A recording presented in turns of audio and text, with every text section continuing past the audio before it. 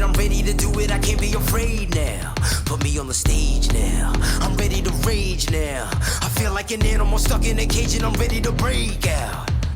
My time, none of you people can tell me to stop. This time, like the last time, you better get ready to race to the top. I'm ready to do this, show you what the truth is. I step on the field, it's time to get real, I'm feeling so ruthless.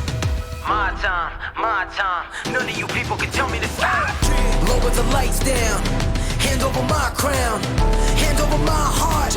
I do this for my town, I do this for my crowd. So turn me up real loud. My time, none of you people can tell me to stop. Yeah. So what are you afraid of? Those feelings are made of. Get in the game, your moment of fame, show them what you made of. It's time that we stand up, it's time that we man up. For anyone asking who is the best, we putting our hands up. My time, nothing can keep me from reaching the top. This time, like the last time, I'm moving so fast, I'm ready to ride. I'm ready to throw down, it's time for the showdown. I'm ready to rise, don't be surprised, I'll take on the world now.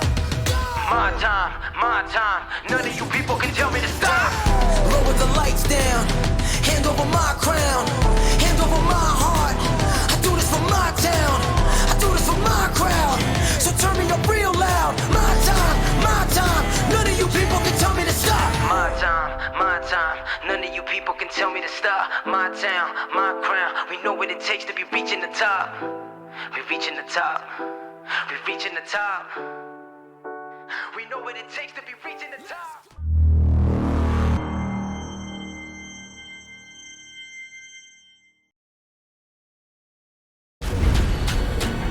This is the original eSport racing game. This is iRacing.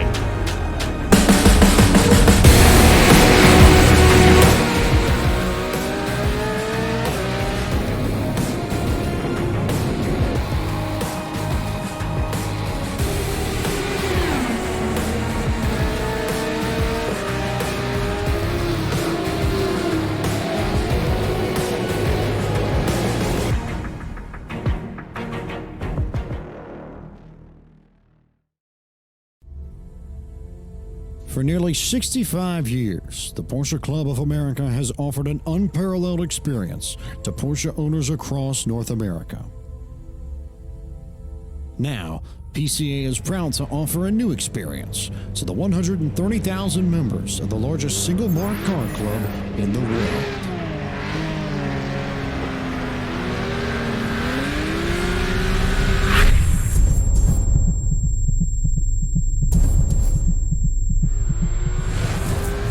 Introducing the Porsche Club of America Sim Racing Series in partnership with iRacing and Podium eSports. 60 PCA members will compete for victory with the Porsche 911 GT3 Cup car on 8 iconic North American circuits.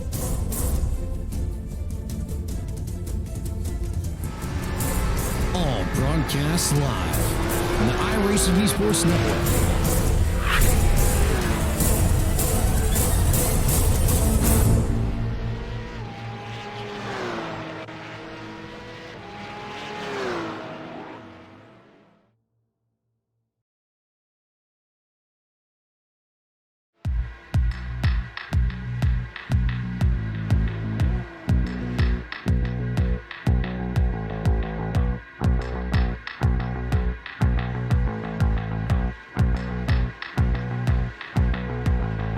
Good evening, race fans, and welcome to coverage of the Porsche Club of America Sim Racing Series, live tonight from Sebring International Raceway in Sebring, Florida.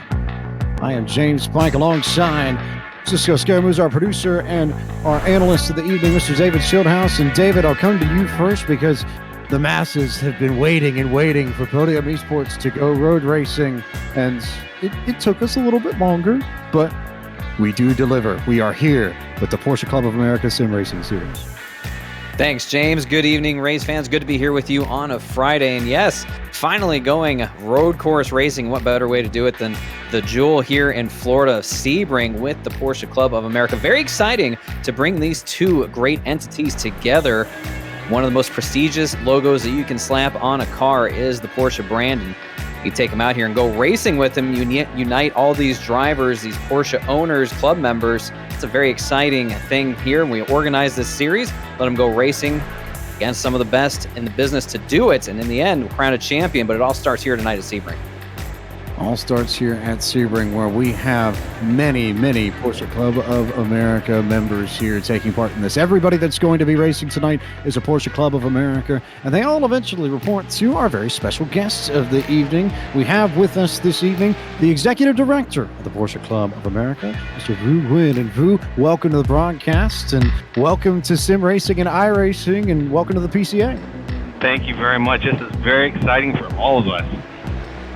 Now, I don't think we need to delve into the Porsche aspect of this all that much. For a brand that has no substitute, I don't think we need to explain much. But for those who are watching the broadcast who might be coming from more of a sim racing background and don't know a lot about the PCA, talk a little bit about what the PCA does.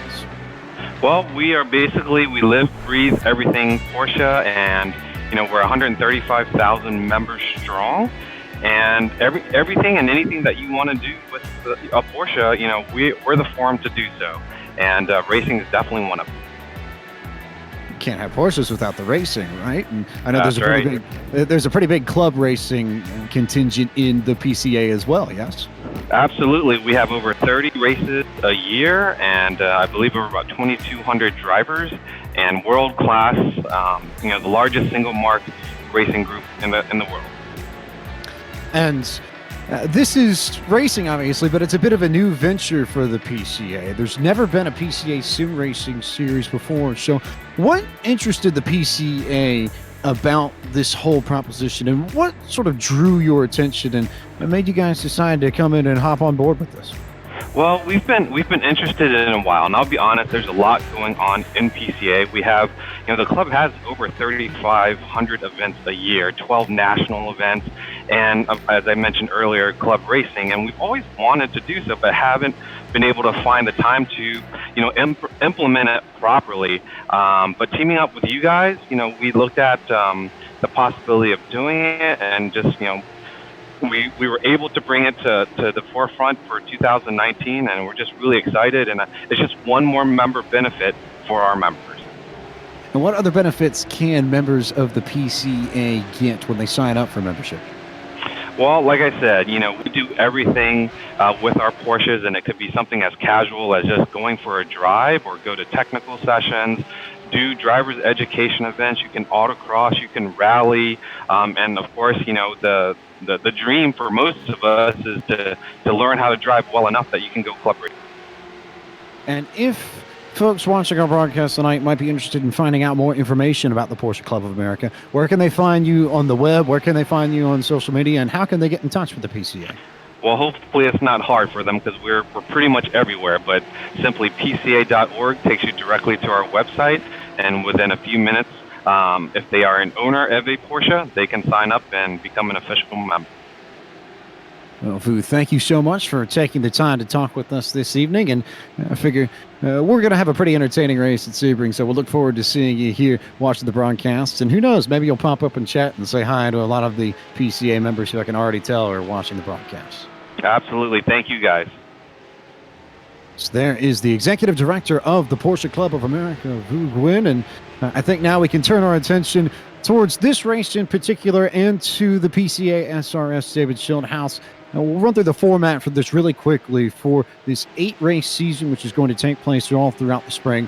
We have 60 PCA members that are registered here in the PCA SRS. They will run in an initial sort of qualify and practice and get themselves set up. They'll post times each week.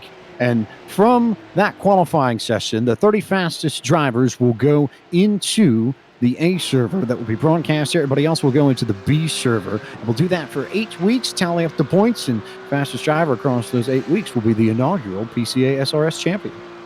You make it sound so easy. All they have to do is just go out and, make left and right-hand turns in their sim Porsche, and they're going to get it done. But it's not that simple. We talk about the tracks that they're going to be going to, James, starting here tonight at Sebring, one of the roughest surfaces that you can find.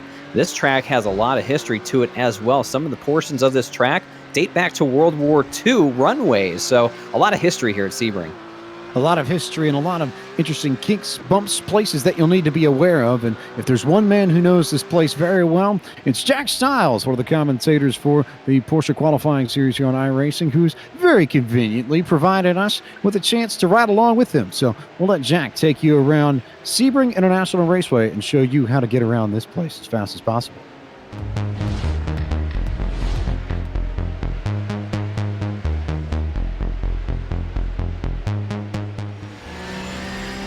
Welcome, ladies and gentlemen, to Sebring International Raceway on board with Jack Stiles in a Porsche 911 GT3 Cup, heading down the back straight towards Sunset Bend, the final corner on the course.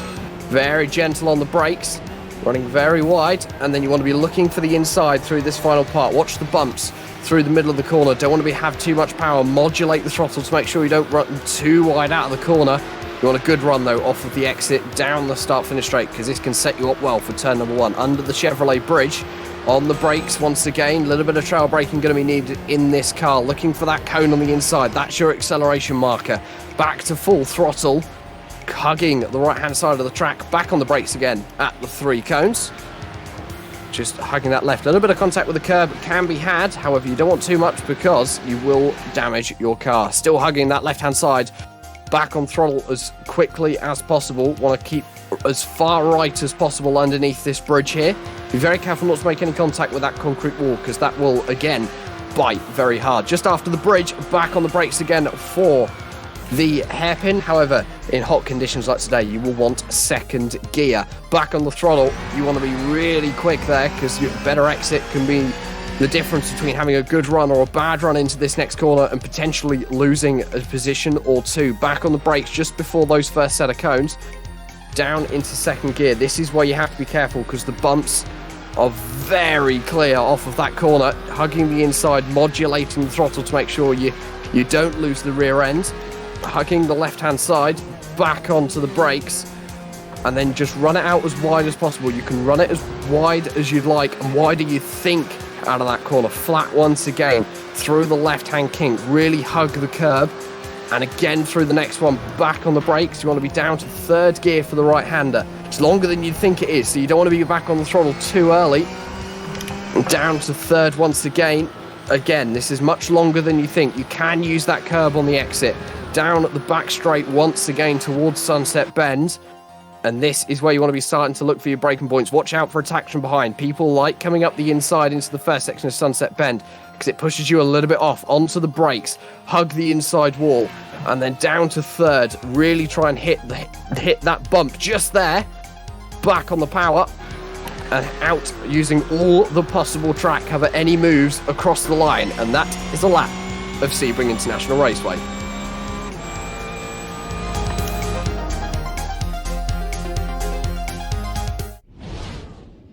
And that is a lap around Sebring International Raceway. David Schoenhaus, a big thank you to Jack for helping us introduce this track to our audience tonight. And when I think of this place personally, I think of both the trail braking that you do on the old runway, because there is so much time that you can gain if you hit it right, especially through Sunset Bend and Turn 1. And then I also think of some of the trickier corners here. I think of the hairpin in 7, and then Turn 10, the tower turn, the run into 15 and 16 at Le Mans, all sort of varying degrees of difficulty there, but definitely a technical challenge in places nonetheless. That's what makes Sebring so great, James, is the variety that you get with each corner. So many different ways to attack this track, and you have high-speed corners, low-speed technical turns. For me, my favorite parts of this track are where it ends and where it begins. Turn 17, Sunset Bend, and the first corner, the run down the straightaway into Turn 1. 2 very exciting places to see, connecting both the end of one lap and the beginning of another. And we have completed the warm-up session, and we're ready to go with the grid. So we'll get you lined up for the inaugural Porsche Club of America Sim Racing Series race. This will be your starting grid. Billy Smith, out of the Maverick region, posted the top time in qualifying with a 2:06.248 to take pole position. Jason Lisner will start on his outside in P2. P3 is where you'll find the 12 of James Huth. Leif Peterson will start in the 4th position. 5th, will be James Patak of the 72. Michael Polasek in the 45 starts 6th. 7th will be the 05 Liam Radzitis. Christopher Pies will start in the 8th spot. 9th will be the 44 of Alberto Fonseca. And Matthew Kikes out of the Carolinas region will start 10th. Inside row number 6 will be William Yu. To his outside will be Robert Wilson in 12th. Kyle Kamer will be in the 13th spot. Michael Levisk in 14th. Kenny Brown 15th. Joshua Vieira in 16th. Terrence Waugh in 17th. John Waltman 18th. Richard Minkler in 19th. And Stephen Cugliari rounds out the top 20. 21st will be Charlie Yao. Sahib Khalsa starts in the 22nd spot. 23rd will be Eric McHugh. Jason Morski will start from 24th. 25th will be the 000 of Eric Peterson. Richard Franco will start 26th. Jeremy Mazzariello will start from 27th. 28th will be the 16 of Jeffrey Smith. Pucky Laux will start from 29th. And 30th will be David Stewart. I like that name, Pucky Laux. If there's a name to be cheering for in racing, that's going to be it right there. The final 2 drivers in the starting grid here tonight. Juha Maki in 31st, and James Su will be in 32nd to round out this field. James Pike, as they do the warm-up lap. 32 drivers strong, ready to go for 45 minutes here at Sebring. As they get set to tackle this track here, and we'll bring up the track facts for you momentarily. Talk about how you get around this 3.7 mile circuit here, as everything seems to be very hunky-dory amongst the starting grid. No issues here as they work through the hairpin and come up through the Fangio section for the first time on their lap before they get set to roll here this evening. But 3.7 miles, 5.955 kilometers here, 17 turns around the Sebring International Raceway. We'll be racing with default iRacing weather here, so if you want specifics in particular, in-sim time is May 15th, 2019. It is currently 6 minutes before 4 o'clock in the afternoon. Weather is partly cloudy, 78 degrees Fahrenheit. Track temps are at almost 109, 110 degrees. Humidity 55%. And winds to the north at 2 miles an hour. We will have dynamic clouds here, so you should see some shade coming over this circuit in parts as we see one of the newest effects in iRacing, the transition from day to night, the cloud cover coming to effect. It will cool this circuit down at points and may make for a few faster laps when the clouds come over this place. But for the most part, you should expect bright Floridian May sunshine and a hot track, a slick track, and one that might throw off some of these drivers if they overshoot the corners, which we may well see in more than a few places tonight. Yeah, the clouds can play a little bit of games with these drivers, make them slow down a little bit. We saw times a little bit slower than we expect because of the cloud cover, not necessarily all over the track, but that's just the effect that it can have. So for the driver, as you get set to approach this race, all the variables that do play in, you have to keep those in mind. And you know, for these drivers, they have to race the track and be nice to each other next time they go down this straightaway. It's going to be at full speed as they get set for the final corner to complete that first lap into Sunset Bend. That's going to be one to watch. But James Pike, I'm so glad to be up here in the booth with you to kick off this series. It's always special to start a season.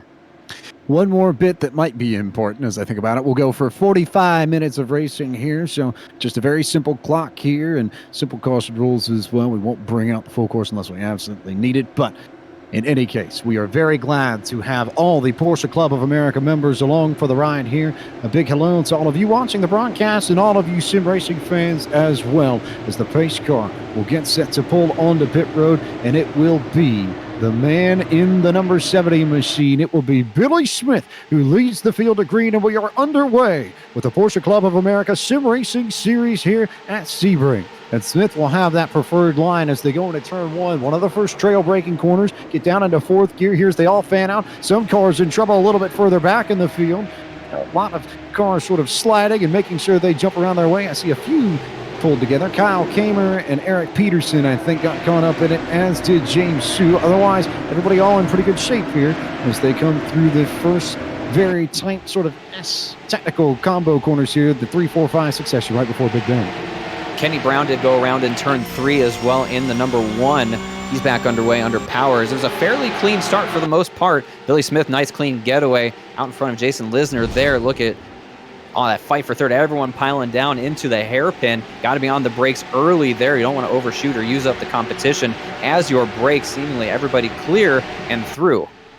The hairpin is a tricky corner, and I think just with the way this 911 sets up, the braking zones are a bit longer than you would sort of expect on some of the cars. And compared to a lot of the other cars in iRacing, you definitely have to account for that and the lack of an ABS system here. So you have to be very careful about how you get on the brakes, how you apply the threshold, and then how you blip the throttle on corner entry. And I will admit, having run a few laps here myself this week, that the drivers that you see in this top 5 and 6 all ran practice sessions, all trying to get some laps in here earlier in the week to get a feel for the Sebring International Raceway, and all quite simply have more skill than I think I ever could in a Porsche 911. But then again, I would like to think that's what you would expect out of Porsche Club of America members. You should see Billy Smith jumping way out to the line, but there right before you hit Le Mans, that corner there, to get a really good run on the Ullman straights to come down for the first time. And that's not a uncommon thing to see. Most drivers will jump way outside of the March racing surface and go way wide there because you have the room, because this is, after all, an old airplane run. Plenty of room to do that and use all the space that you can as long as it's legal. Nothing wrong with that as the field goes through Sunset Bend now.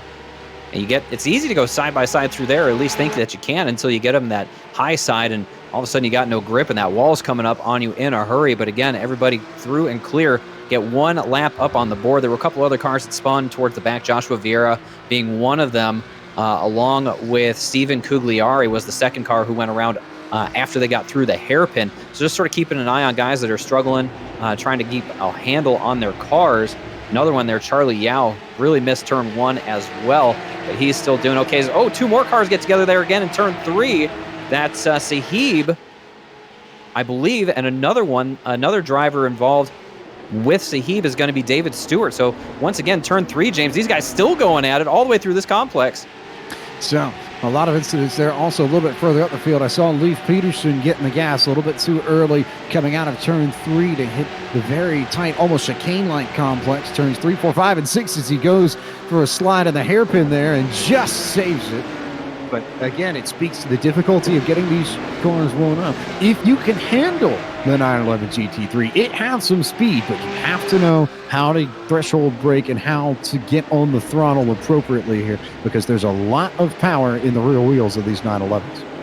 It's definitely a finely tuned dance to tame this beast, this Porsche 911 GT3. Not an easy thing. You're not just mashing the throttle and steering.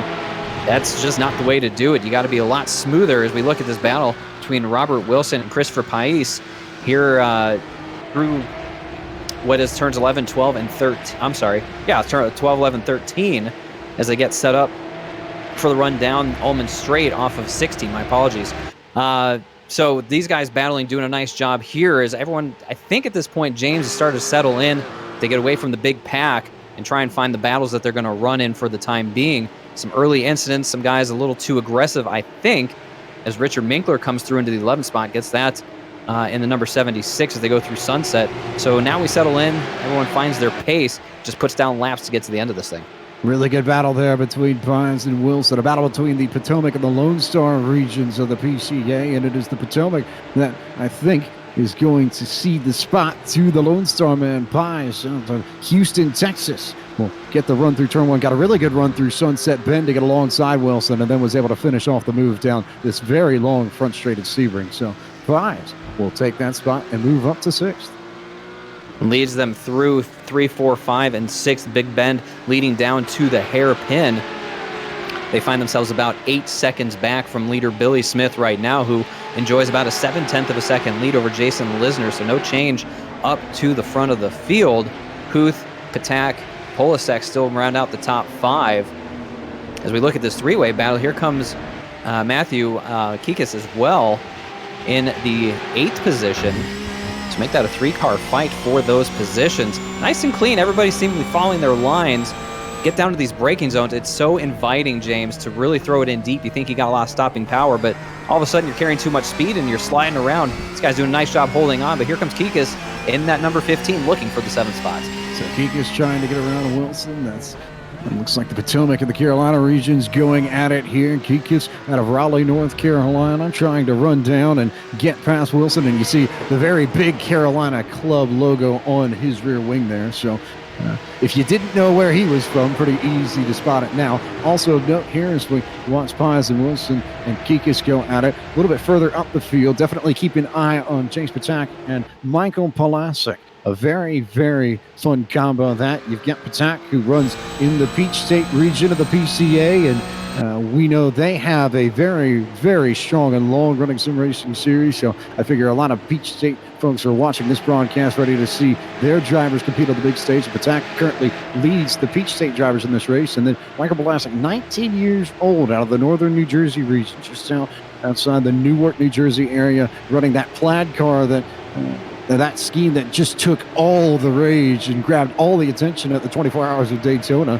and currently has a pretty strong run. Or actually, I take that back. That's Patak in the plaid car, and then Palasic just behind him, but still top 5 runner here for the number 45.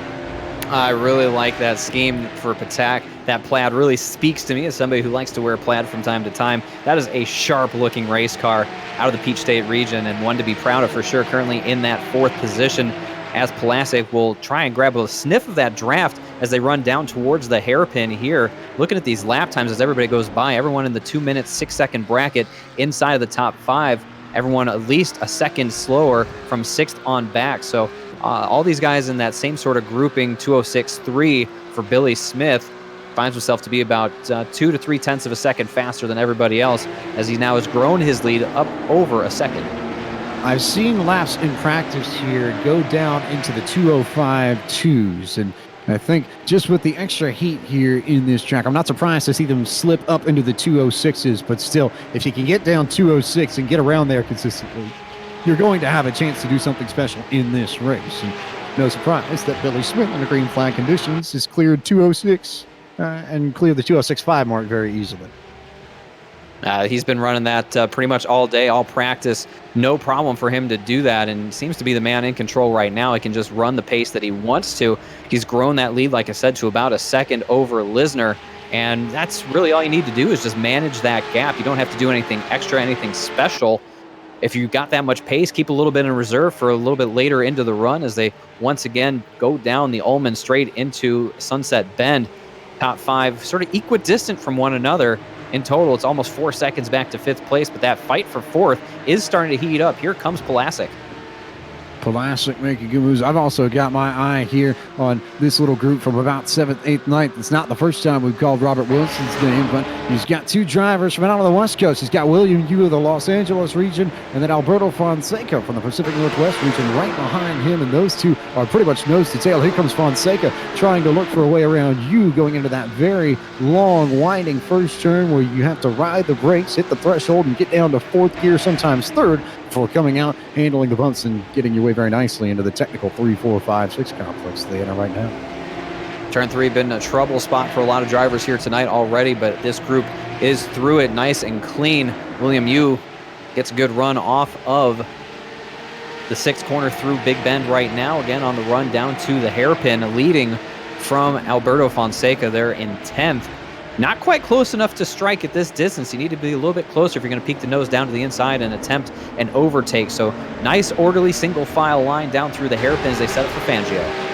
It's a very interesting balance that you have to hit in the hairpins, I think, and especially at turn 7 here at Sebring, where you can watch the driver in front of you and gauge how you break into the corner based off of the line that the driver ahead of you is running and where they begin to get on the brakes. And if you do it right, you can definitely gain a lot of time, but if you screw it up and you lock the brakes up, then you're going off and you're going wide and you're killing yourself. And now, thankfully, at Sebring, there's some runoff over by turn 7. So it's not the end of the world as it would be, say, at a tighter track. I think of Lime Rock in particular here that we'll go to a little bit later in this series, where if you really screw it up at the top of the hill, you're in big trouble. But it's definitely not something that you want to do, and it's not a position that you want to put yourself in if you can avoid it. No, certainly not. There's a lot of room to recover from mistakes here at Sebring, which is nice. A lot of grassy runoff areas and sand traps as well that you can sort of right the ship if you've gone wrong. And I like what you talked about there, using the car ahead of you as a marker for your braking spot, particularly down into these tighter technical corners, the low speed ones like the hairpin. But the only problem with that is if they make a mistake, you're following them as one car goes right up into the wall. That's, I believe, the 171. Robert Wilson through Sunset Bend completely misses it, He's going to take a hard right-hand turn, bring that car down pit road as Fonseca and you battle down the front straightaway. So Fonseca and you will continue to go at it. These two from the West Coast have been tied together for the last 2 laps. And Wilson, I presume, I didn't get the chance to see it myself, but if you run into trouble over on the Sunset Bend, you probably just lock the brakes up too much more than anything else. That's one where you definitely have to be on your P's and Q's when it comes to trail braking. But it's very easy to lock them up, and that more often than not is driver error. You want to try and carry some speed, but for the most part, you definitely want to make sure that you get down to the bottom there. You think you're going really, really slow if you hit the apex right, but in reality, if you go way wide there, because there's so much space in that corner in particular, and to some degree, I think the same also applies to turn one, you can lose anywhere from a quarter to a half a second just in that spot alone if you mess it up. Sunset Bend, one of the most tricky, deceiving corners in this entire 17-corner track, because of the fact that it invites you in with this long, wide, sweeping entrance, and it gives you this viewpoint of a lot of room to run, but you carry so much speed in there, all of a sudden you're running out of room and you cannot recover. We saw for Wilson, Robert Wilson there, up into the wall, and that'll bring the Porsche down pit road, and he's got a lot of repairs to effect to the left side of that car. Very beat up, and that's the pitfall of turn 17. Looks like it's an area you can carry a lot of speed, but you really got to get her woed down and respect that corner. Otherwise, you're going to be up in the wall like Robert Wilson was.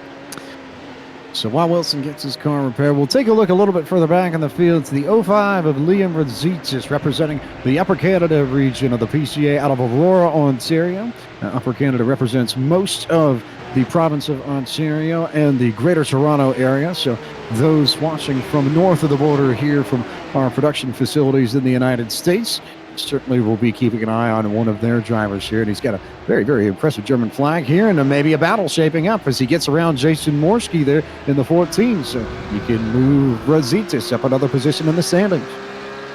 Up to the 17th position in that, call it drab green livery with the German flag on the hood, and indeed he goes around the 14 of Morski. Now they head down into the Sunset Bend, see how they get through this corner. No problem. Nice tidy line for both of those drivers. You see Morski a little bit tighter against the inside wall. Doesn't quite carry the speed that Radzicic does when he ran that sort of middle groove, but points it to the bottom. He gets a good run off down this long front straightaway. If you can get a great exit off of 17, that can really set up a flyer for you here. But look at that, a little bit of a mistake, a little lockup for Radzicic into one. That'll give a little bit of time back to Morski. So Morski will get a little bit back, but you can also gas it up very quickly out of turn one and save yourself a little bit of lap time as well. Get some of that time back if you hit the exit right. You have a little bit of room to go wide, and if the car gets tight on you, then you can certainly fix it up as you see Morski go off into the dirt there coming out of turn 5, that last little bit of the technical section there before they hit Big Bend, and then they come down into turn 7, the hairpin, the tightest corner on this course here at Sebring International Raceway, down almost into first gear if you need to shift into first speed, but most of the fast drivers will get down to second, but either still to go from anywhere from 5th or 6th gear to second, it's a very, very big swing when you'll have to be on your behavior for as you get down on the brakes into turn 7. Yeah, hard braking zone right there. A good passing opportunity if you can make it work. But again, we've seen you just have to be a little bit closer. As we look again up front here, Billy Smith continues to lead as he works down the Ullman Straight towards Sunset Bend. Jason Lisner still in the second spot, but he has not fallen off. He's sort of held that gap around the 0.7 of a second mark, and even a little bit better there. Looking at the lap times, he was faster last time by than Billy Smith. We'll take a look as they cross the stripe again to complete their 7th lap. Smith a little bit faster that last time by. So kind of trading barbs here, these two drivers, but they have pulled away by about 2 seconds over third place, James Huth. So these two drivers clearly in a league of their own right now. The question is, James, how much is Billy Smith holding back, if anything, or has Jason Lisner just found that much more pace? Smith was insanely quick in practice, the fastest man in practice last night out of the Maverick region, representing the Dallas and Fort Worth Metroplex in the PCA. Behind him, Jason Lisner hails from the First Settlers region. So if you want to learn your PCA geography, we're here for that too. And First Settlers region represents most of the area around the coastal plains, Virginia Beach, Williamsburg, all the way up to the state capital in Richmond. So anybody who wants to keep track of what's taking place there, probably cheering on the number 92 machine, that orange and blue 911, as he tries to hunt down the leader. Right behind him should be the 12 of James Huth, and Huth hails from the Hudson-Champlain region of the PCA. So if you like New York and you like the Hudson River Valley, right around the Albany area and down the way as you get towards Westchester in the greater New York area, you can probably find James Huth putting in more practice laps here and finding every ounce of speed out of this 911 that he can in sim, and he's doing a pretty good job of it as it stands, currently holding the P3 spot. Indeed, he's got the lapped vehicle of Kyle Kammer there in front of him in the 888. Kammer in the 28th position, just trying to get through this thing. He's 2 laps down right now. He will yield, give way to Huth. So Huth on through as they get onto Ullman Straight. And again, look at Lisner here, just trying to determine where he's faster than Billy Smith around the racetrack. And again, it seems to just be very, very even between the two of them. I think Lisner carries better speed into the Sunset Bend, but Smith back on the gas sooner and gets down this front straightaway pretty well. Just very, very even between these two drivers. Nice job up front. I think this could be a fight that spans the entirety of the 45 minutes, James, and could come down to that last lap, see whoever can drive it in harder. But Lisner giving a great run, a great account for himself in that number 92. I mean, it's really, really tight between both of them. If you look at the lap times, it's almost even. Although Lisner just ran his fastest lap of the race that last time by at a 2:06.338 to Billy Smith's 2:06.407. So throughout the whole of the lap, he gained a 10th on Billy Smith, which seems pretty impressive. But these two are just about identical in lap times and pretty much unmatched for pace across this field here in the inaugural race of the Porsche Club of America Sim Racing Series. It will, I think, be a mistake of some form that allows one or the other to either close or get away. Most likely correct. And listen, I think there's ice in the veins of one Billy Smith. I think he's a hard customer to rattle as well. And for Lisner, he's going to have to do something dramatic to try and force an error out of Smith. So where he stands right now, that 7 to 8 tenths of a second back's not going to do it. He's going to have to get closer. He's going to have to fill up that rear view mirror and really distract Billy Smith, but I'm just not sure that's capable. He's just, well, that's only the first race, and we don't want to make up nicknames, but we can tentatively call him Iceman Jr. for now, as he continues to pace his field like he has since the drop of the first green flag. Billy Smith with a lot of speed here, but I think the big thing to note here is that, and especially here at Sebring, I've noticed this in the official races, because it just so happens that the official Porsche Pro Qualifying Series is at Sebring this week with an iRacing, for those of you familiar with the sim. So having had the chance to run a few of those myself, it's not necessarily about the outright speed here. If you're running behind someone, in some cases, just your presence, being able to consistently stay within someone's rear view mirror will every once in a while throw them up, as I think Billy Smith may have done there. It looked like he got into Sunset Bend with a little bit wider arc than he would have liked. So if you could just stay there, and if you make use of the time, and remember, we still have about 25 minutes and change left in this inaugural race, so plenty of time for Lisner to sit around and plenty of time for these two to complete laps and for Billy Smith to make a mistake, or Lisner to make one there as he goes a little bit wide coming out of turn one.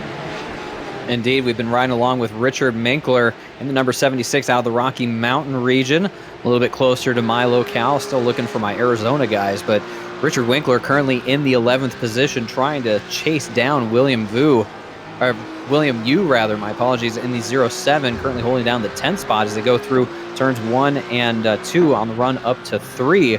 Good little battle between these guys. Again, very similar lap times, James, between these guys, and that's the point that we get to, is we get to these pockets, these little clusters of racing as guys find those who have similar pace around, and they get to run there, and that's kind of the fun of it, is maybe going in, you're not going to have the pace of the guys in the top 5, but you'll latch onto somebody in this field who is just as fast as you are, and you can have yourself a pretty good little fight. As I look just a little bit further ahead at Fonseca and Peterson going at it out of the hairpin, so a good spirited battle there between those two drivers as well.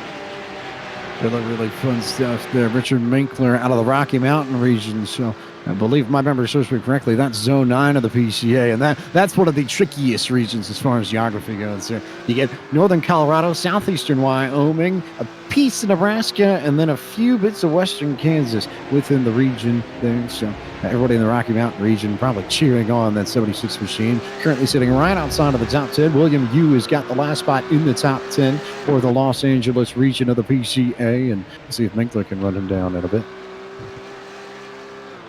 Doing a nice job, Minkler and you, with a little bit of a fight there. And again, keep an eye on Peterson and Fonseca. It really tightens up here as they get prepared through Le Mans to come onto the Ulman Straight.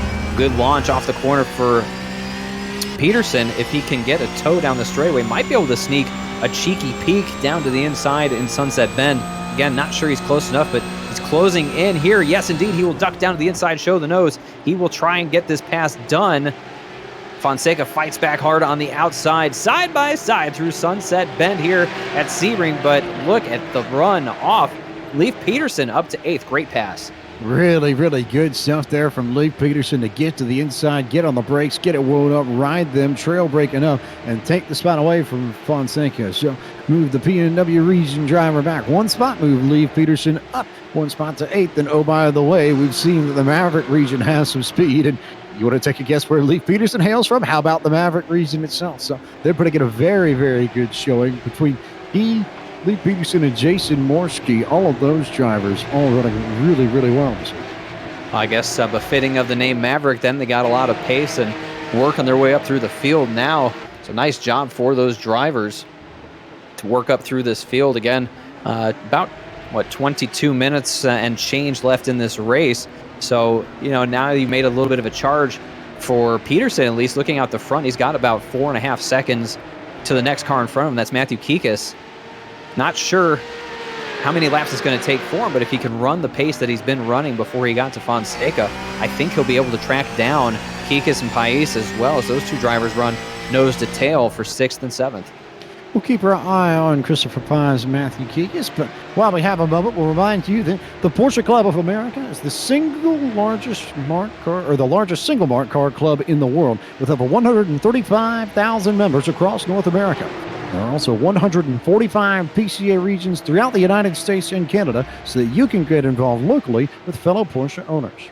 If you're not already a member of the PCA, membership is only $46 a year, and it includes a subscription to the award-winning PCA magazine Porsche Panorama and access to the members-only section of the PCA.org website.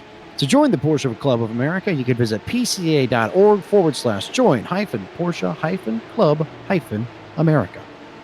As there is absolutely nothing given over this last lap between Christopher Pais and Matthew Kikas here. Lone Star and Carolina regions going at it for the 6th position as they work their way past the front stretch here in Sebring and get set to get down into turn 1. A lot of pressure being applied by Matthew Kikas. They were trying to get that 6th position away. A little bit tighter line through 1.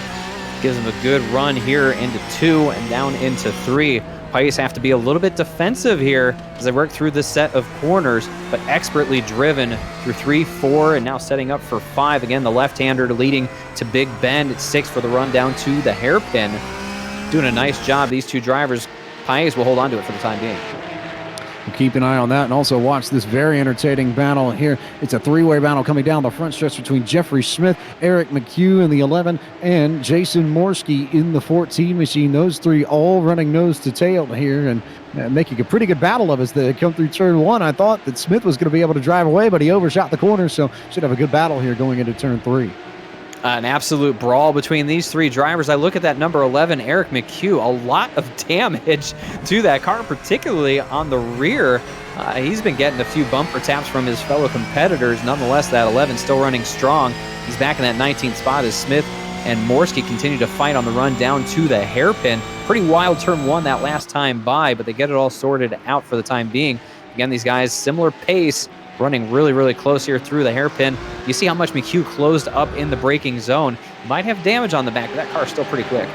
Still a pretty quick machine, I think, does Eric McHugh have underneath him. And the question will be, can Jason Morski, who looks like he's been a little bit more composed here, although he got in pretty deep into the corner there. I believe that's what, turn 10, if my memory serves me correctly, as they work their way up to tower. One of the trickiest corners here because you have to find a way to straighten yourself out immediately to hit the braking section correctly. Otherwise, you're off into the dirt here, off to the driver's left-hand side. But they clean it up nicely, and so they'll make the run through Bishop and down to turn 15. If I had $1 for every time I made a mistake down at that end of the racetrack, I could probably send in $46 to the PCA to get my membership. I'd have to have a Porsche as well. But nonetheless, I've made that mistake many, many times. Easy to do here, but for the time being, they get through nice and clean onto the Ullman straight one more time. As Smith continues to lead Morski, McHugh drops back just a little bit. Perhaps that damage hurting him down the straightaway. Seems to have okay corner speed, but with that amount of damage, I'm not surprised to see him lose a little bit of top-end speed. So we'll keep an eye on the battle between Morski and Smith. That's the one we're keeping all eyes on here. This is about 17th and 18th on track as they come across the start-finish line. And now, as we've already crossed the halfway point here, as they come across the line, we'll take a moment to bring you tonight's iRacing Midway Race Break, which is brought to you by iRacing, the world's leading online racing simulation. Developed from the beginning as a centralized racing and competition service, iRacing organizes, hosts, and officiates races on virtual tracks all around the world. iRacing is home to a wide variety of officially sanctioned series, with racing from the Australian Supercars, the Cars Tour, who run on the Podium eSports Network over on Twitch on Wednesday nights, IndyCar, IMSA, NASCAR, the World of Outlaws, and more. Billy Smith is your leader in this race as they come down right around the 20-minute to go mark. Jason Lisner currently holds the second spot. Third belongs to James Hoop in the 12 machine. Michael Polasic, the 19-year-old from the northern New Jersey region, currently is in fourth. James Patak holds the fifth spot. Christopher Pies currently sits in the sixth position. Seventh belongs to the 15 of Matthew Kiggis. Leif Peterson in the 913 is at the eighth spot. Ninth is where you'll find the 44 of Alberto Fonseca, and William Yu out of the Los Angeles region currently holds the final spot in the top 10. Richard Minkler currently in 11th.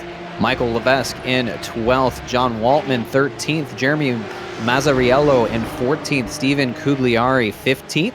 Liam Riditzis in 16th. Jeffrey Smith 17th. Jason Morski in 18th. Eric McHugh 19th. And David Stewart rounds out the top 20. 21st is Sahib Kausa. 22nd is Bucky Louse. Kenny Brown in the one machine currently rides in 23rd. 24th is where you'll find Richard Franco. Juha Matanmaki is the last car on the lead lap in 25th. First car one lap down is Terrence Waugh in 26th. Eric Peterson currently runs in 27th. 28th is the 888 of Kyle Kamer. Robert Wilson is 29th. And Charlie Yao currently sits in 30th. And then Jade Sue and Josh Vieira are 31st and 32nd here in this inaugural race for the Porsche Club of America Sim Racing Series. And that concludes tonight's iRacing Midway Race Break. With over 80,000 drivers on the service and over 80 laser scan tracks and cars to choose from, iRacing is the original eSports racing game. For more information, you can visit iRacing.com today, and I will also add in the bit because I have a feeling there'll be a few people whose ears may perk up at the sound of this. Soon that is going to go to 81 laser scan tracks and cars because the Circuit de Catalunya just outside of Barcelona is coming to the service. iRacing staff confirming earlier this year, right around Valentine's Day, that they are working on scanning the track and getting that into the sim. So I would think sometime later in 2019 we will see the home of the Spanish Grand Prix here on the world's original racing esport game. Pretty exciting. I can jump in my F1 car and go simulate preseason testing as well in preparation for next year's Formula One season. So cool to see Catalunya come to the service. That's a track that's near and dear to my heart, again, for that Spanish Grand Prix and F1 preseason testing. It's like speed weeks for NASCAR and any other preseason tune-up that you get in a racing series. Very cool to see that come into the service. Very, very cool to see that coming to the service. And while we run around here, we'll also make sure that you all know about the fact that the Porsche Club of America Club Racing Division has more than 2,000 licensed drivers and 32 sanctioned races a year. PCA Club Racing provides classes for all Porsche sports cars so that members can enjoy safe, clean, and organized racing. And for more information, you can visit them at pcaclubracing.org. As we get back to the racing here, it's a little bit tighter for this lead now. Jason Lisner has not left the rear bumper of Billy Smith in that number 70 machine. The neon yellow standard Porsche 911 GT3 Cup car scheme has been pacing this way from the drop of the green, but he hasn't escaped and he hasn't gotten that far away.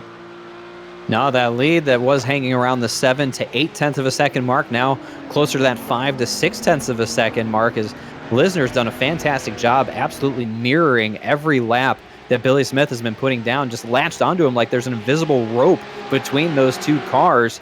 And Billy Smith is just pulling Jason Lisner around Sebring, but give a lot of credit again to the driver of the 92, Jason Lisner. A fantastic ride here, not intimidated, not worried about what Billy Smith has done in practice, what he put up on the timesheets during those sessions. It's in the race, so that's what matters, and the pace out of the 92 is fantastic right now. Really, really fantastic pace from both of these drivers up at the front of this field. And, I think it's a bit of a new audience, so they might not necessarily be familiar with him, but Mr. Shieldhouse, is it time to pull out a very favorite feathered friend that we have on our broadcast? I couldn't imagine coming on air and not doing it, so Cisco, if you would be so kind, please, for Sebring's sake, cue the Chuck. And I suppose it's probably a good idea to explain this. We have our own trivia duck that comes out and introduces the trivia question that we do on all Podium eSports broadcasts. So if you want to have a little bit of fun here, you can punch in your answer in the chat, and potentially, if you are the first person to get the correct answer, get one of the very, very coveted PCA car badges, which I know go like hotcakes around the PCA community. So you'll definitely want to be quick on the keys to make sure that you get in your answer first. But a few rules before we play. First is that employees and contractors of Podium eSports LLC are ineligible to participate. The second is that you get one opportunity to answer in chat per broadcast. Any responses you punch in chat after your first response will be deleted and considered ineligible. So make sure that you think before you speak and put in your answer. Though tonight's question, in fairness, is relatively simple, we thought we'd start you all off easy.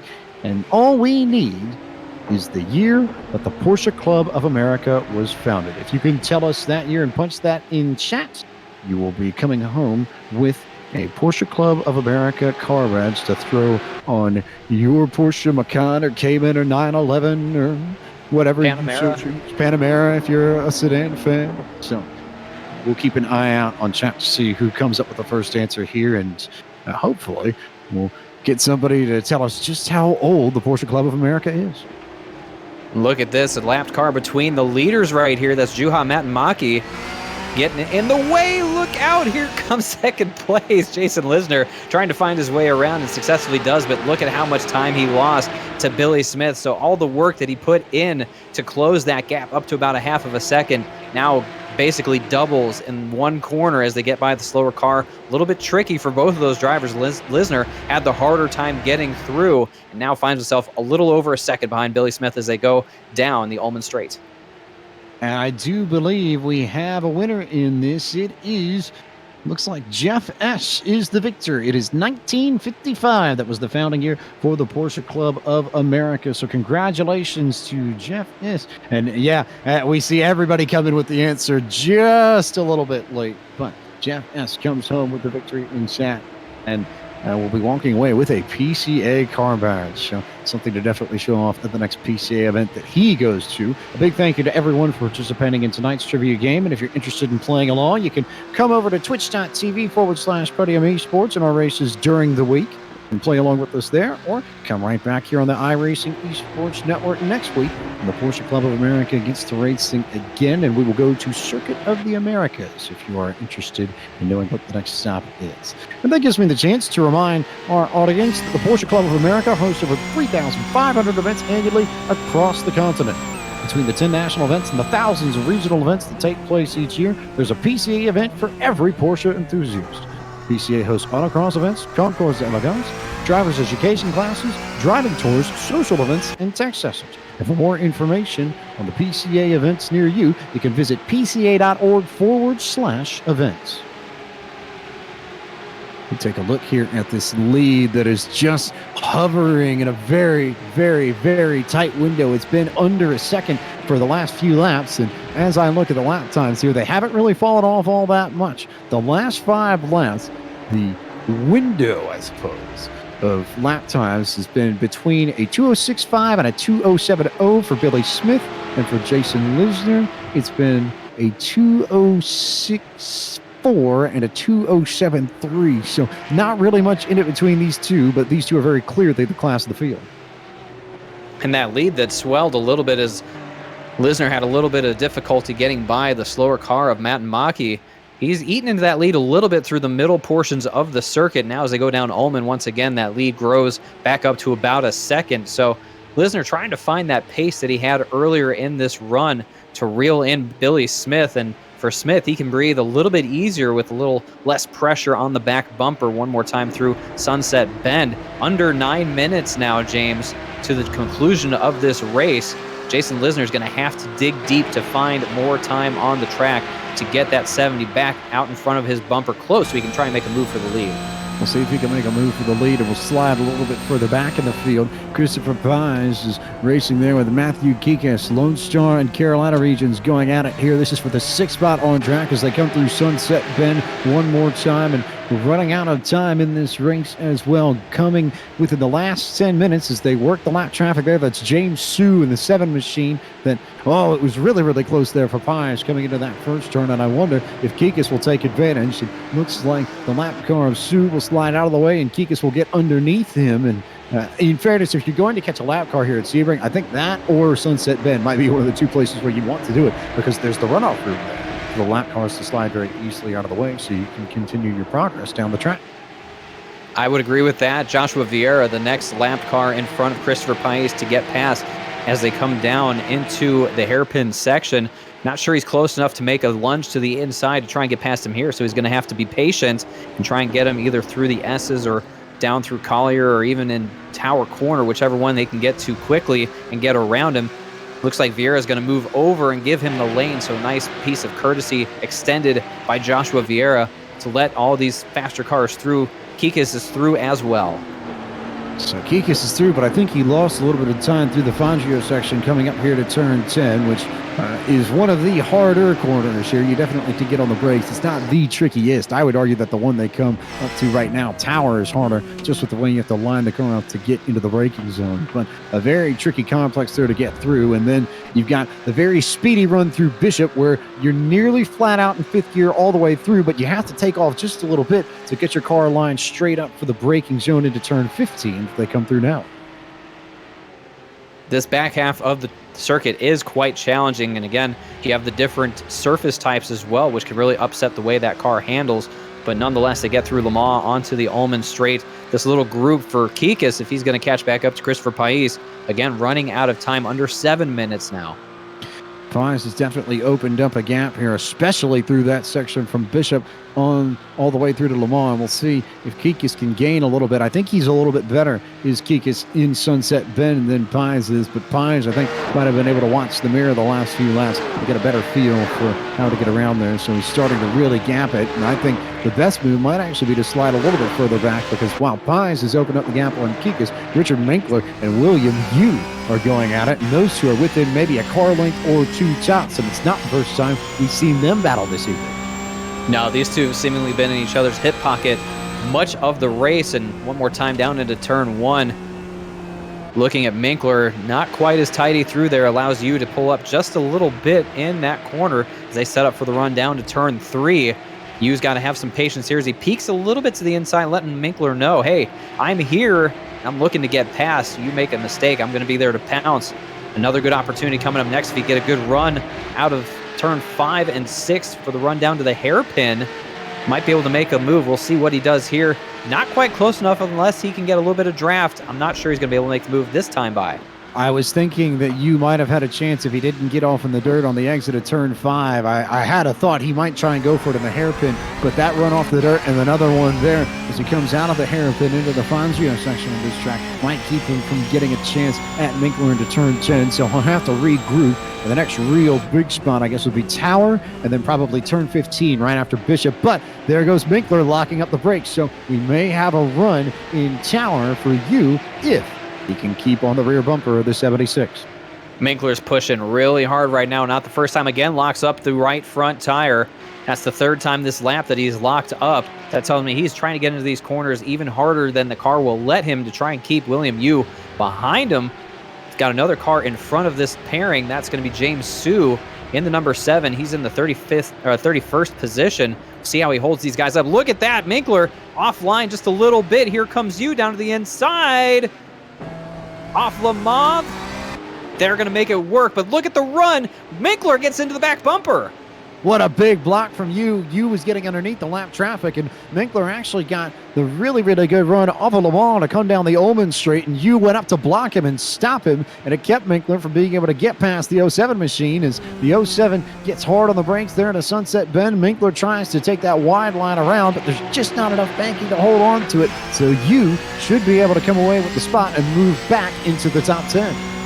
Oh, what a nice exchange as they got by Sue. You and Minkler were really brawling there. Minkler put the bumper to you down the Ullman straight, but couldn't keep up with him into the sunset bend. Now through turn 1, you extends that lead just a little bit as the clock clicks down under 4 minutes to go. And here comes another player into the game. That's Michael Levesque in the number 77. So 3 cars battling here for the top 10 spot.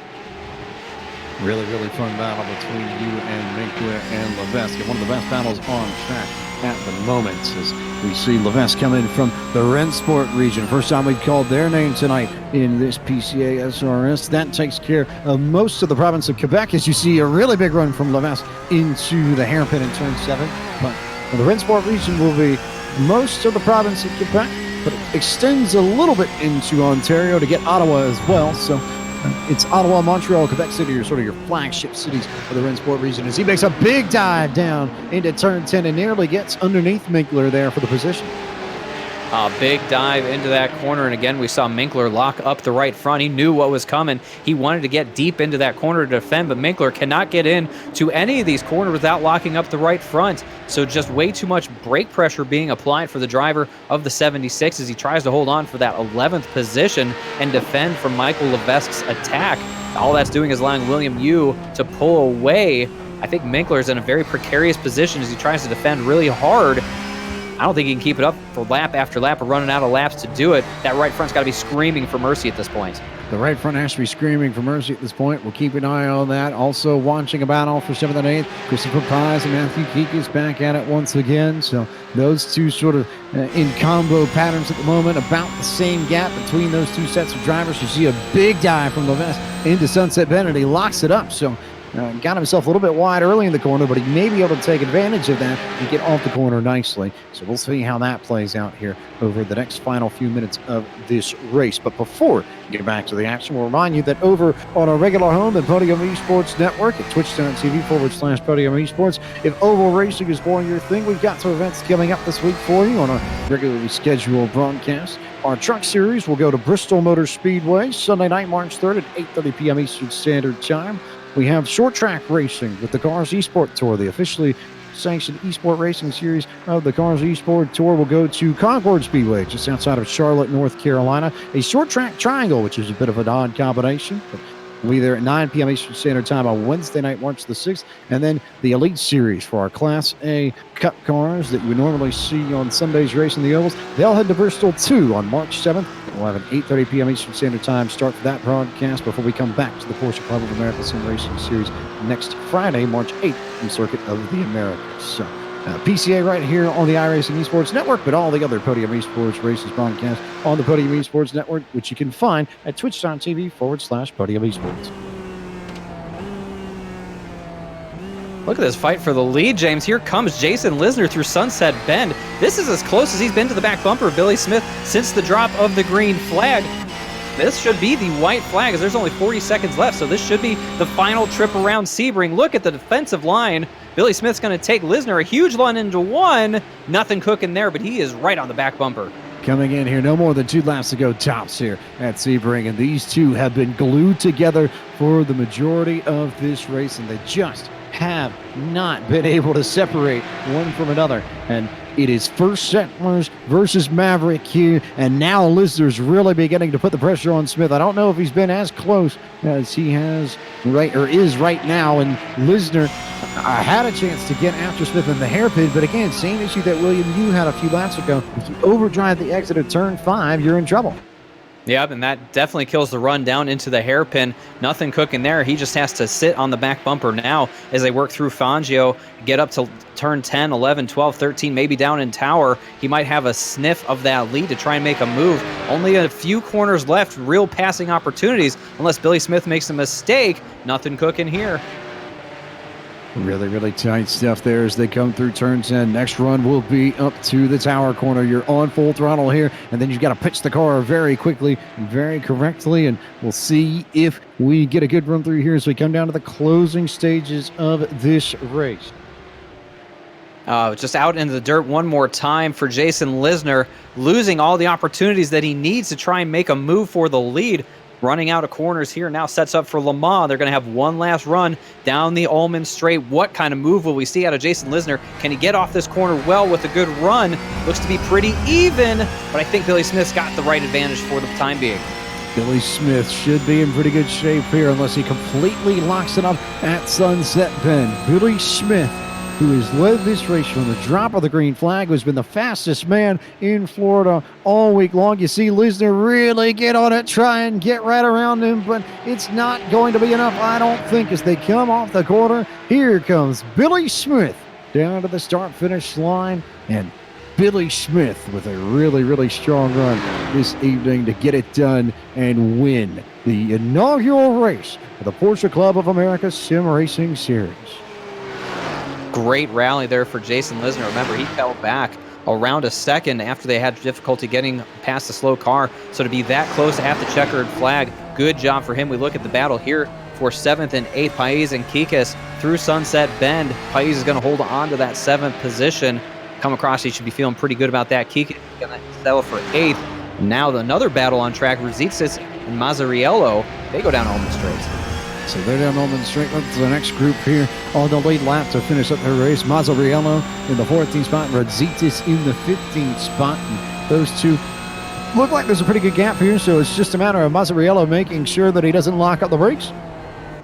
And he'll do that. Well, they both locked it up a little bit, but not as much of an issue for Mazzariello. So Mazzariello is the man who's going to come out of here behind Rositsis, and Rositsis is going to come away with the 14th spot, 15th to Mazzariello. Next up in line will be Jeffrey Smith in the 16 machine. Just a couple of drivers left to finish here, 16th through about 21st, I believe. That is all the lead lap drivers, and no real battles amongst any of those cars. They're all pretty well spread out. As Smith comes across the line, David Stewart will follow suit. We're still waiting on Eric McHugh, Jason Morski, Pucky Lukes, and Kenny Brown. Those will be your final finishers here. Final four here. Stewart's across the line. McHugh's across the line. Waiting on Morski, who will come across the line right now. And then Laux is in Sunset Bend, coming out of there now. And Kenny Brown not too far behind him. So those two pretty close together. But Laux and Brown will come across the line and be the last two cars to finish on the lead lap here. And I think that should complete everyone in, well, just about everybody in the running order here at Sebring. I'm absolutely amazed at that finish that we saw between Billy Smith and Jason Lisner. I thought it was all but a done deal. I thought Billy Smith was going to pull away and win this by a much larger margin, but Jason Lisner really dug deep in the closing laps and made one really spirited run through Sunset Bend. I thought he had a chance to get to the back bumper and maybe tap Billy Smith to really rattle the cage, but just couldn't quite get there. But a very exciting finish here at Sebring, James. If this is a precursor to what we're going to see the rest of the season, my goodness, what a treat this series is really going to be. Going to be a lot of fun. So we'll take a moment to take a quick commercial break, but don't go anywhere, because when we come back, we'll run through the full field rundown to tell you where your favorite driver finished, and we'll talk to Billy Smith and our podium finishers here in this inaugural race for the Porsche Club of America Sim Racing Series from Sebring International Raceway. You're watching coverage of the PCA SRS live here on the iRacing eSports Network.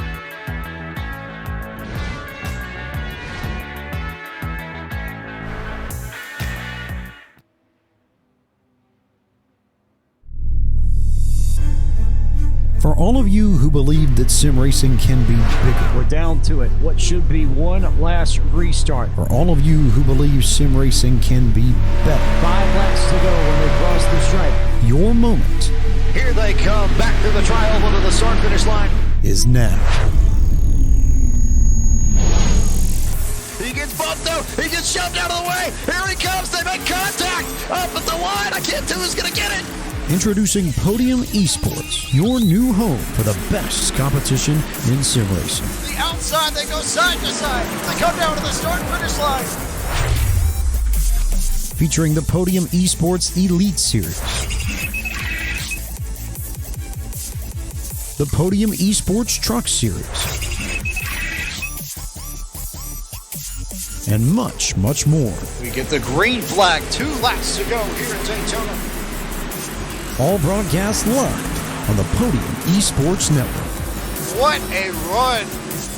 More racing, bigger purses, and the best competition. Welcome to Podium eSports, launching January 2nd.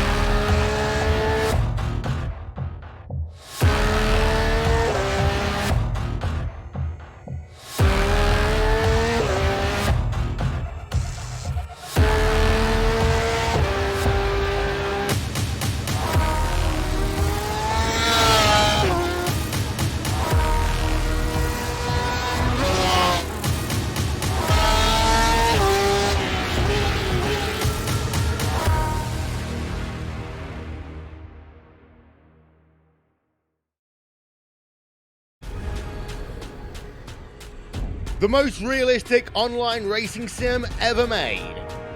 This is iRacing. Detailed laser scan tracks, fully dynamic real world cars, and over 50 series to choose from. 6 online world championships offering over $100,000 in annual prizes. This is the original esport racing game. This is iRacing.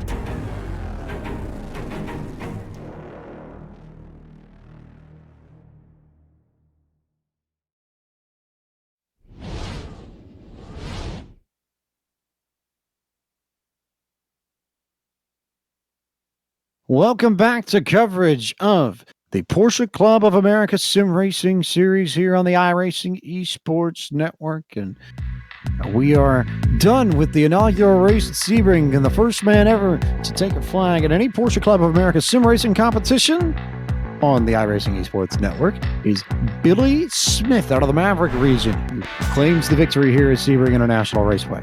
At this point, we'll take you through your full field rundown to tell you where your favorite driver finished. And we start most naturally with the winner, Billy Smith, who led from the drop of the green and was the fastest man in practice, fastest man in qualifying. So a clean sweep here for the driver of the number 70 machine. Jason Lisner came home in the second spot. Third was the 45 of Michael Pulasic, and you'll hear from all 3 of those drivers in just a moment when we interview the podium finishers. James Patak finished in the 4th spot. 5th was the 12 of James Hoot. Leif Peterson came home in the 6th position. 7th was the 18 of Christopher Prize. Matthew Kikas was the 8th man in the finishing order. Alberto Fonseca was 9th, and William Yu rounded out the top 10 at Sebring. Richard Winkler comes home in the 11th position. Michael Levesque in 12th. John Waltman 13th. Liam Rudzitsis in 14th. Jeremy Mazzariello 15th. Jeffrey Smith in 16th. David Stewart, the hard charger of the day, up 13 spots to 17th from his 30th starting place. Eric McHugh comes home in 18th. Jason Morski 19th. And Pucky Lukes rounds out the top 20. 21st was Kenny Brown. He was the last driver on the lead lap. 22nd was Richard Franco. Juha Matamaki was 23rd. 24th was Eric Peterson. Terrence Waugh finished in the 25th spot. 26th was Stephen Gugliari. Kyle Kamer, the 888 machine, was 27th. 28th was the 19 of Charlie Yao. Robert Wilson finished in the 29th spot. 30th was Sahib Khalsa. And then James Su and Joshua Vieira were the last 2 drivers in this 32-car field this evening at Sebring.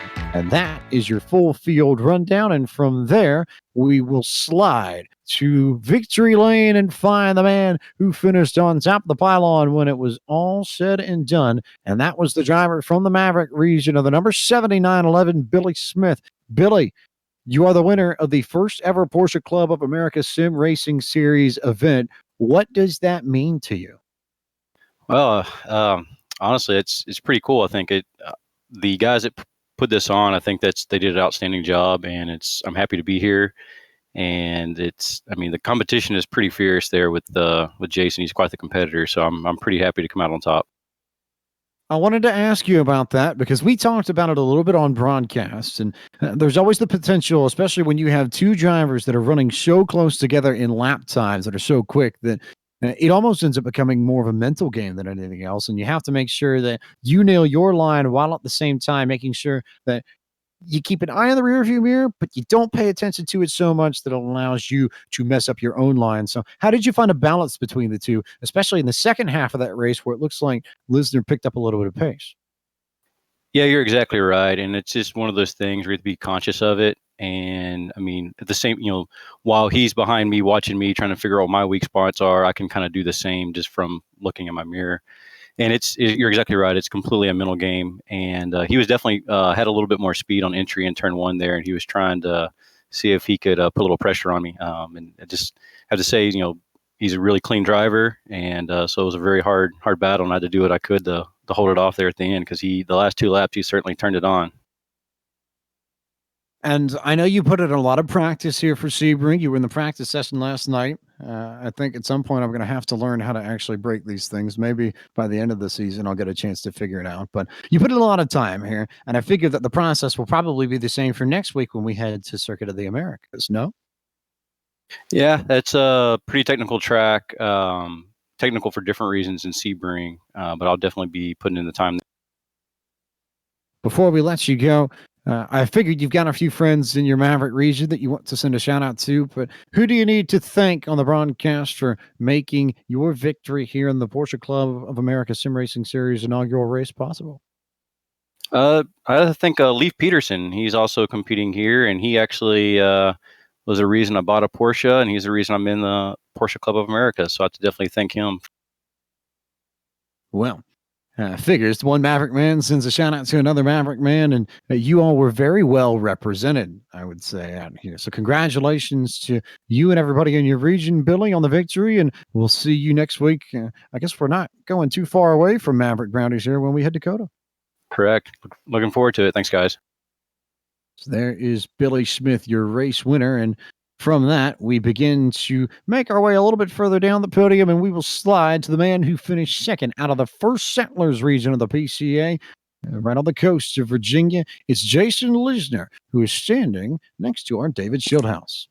Representing Richmond, Williamsburg, and Virginia Beach here with second place finisher Jason Lisner. Jason, a great run for you. Really close finish. Did you think you had a shot at Billy Smith, and how did the traffic towards the end of the race play into it? Yeah, that traffic was something else. I think I should have probably just started to attack a little harder earlier. But yeah, that was epic. So 45 minutes around Sebring, what kind of mentality did you bring into this race here tonight? And now that's all said and done, what do you take from it? Yeah, so I went into it kind of just, try kind of be easy, just waiting for a mistake. And then I realized that Billy wasn't going to make any mistakes. So I really that's when I had to step it up. And on that last lap, when you had that close of a gap between you and he down the Ullman straight going into Sunset Bend one last time, saw you get real close. If you could get to that back bumper, where are you going to put it to him? Possibly. Never tell your secrets on air. That's what I've always learned. But a job well done for you. And now we look forward to Circuit of the Americas. What are your thoughts heading out there? Yeah, that's a really neat track. I look forward to running it. Well, we'll look forward to seeing you out there next Friday, and I'll give you the opportunity here to say hello to friends, family, sponsors, and everyone else who helps you get to the track here tonight. Yeah. Hey, FSR region, PCA, and all my autocross and racing friends. Thanks for watching. There you have it. Second place finisher, Jason Lisner. Great job. We'll look forward to seeing you next week. Thank you. And so Jason Lisner comes home P2, and we will slide here. And in just a button, just a minute, we'll get the buttons cleared and talk to the P3 finisher, Michael Polaski, who joins us now up here in the broadcast booth. And Michael, we got word earlier on that you might be one of the youngest competitors in the entirety of the PCA SRS. So I wondered, do you feel like it was an advantage for you that, in real life racing, the people that you're racing against, especially with the community that the PCA fosters. So you're aware of who's racing, how old they are, what kind of driver they are, and so on and so forth. But this is an entirely different group, and you sort of get to run behind the veil of a computer screen. And do you feel like that sort of helped you racing around the other drivers here at Sebring? In fact, I really just only treat them as opponents. I don't really take into account age, experience, and who they really are. As the series goes on, I'll eventually be able to find out each individual driver's driving style and play to their characteristics. But as to right now, I just treat them as opponents, and my goal is just to beat them whatever way I can. And you beat a very significant chunk of the field this evening. Only 2 men ahead of you in this, and a quality podium run for you.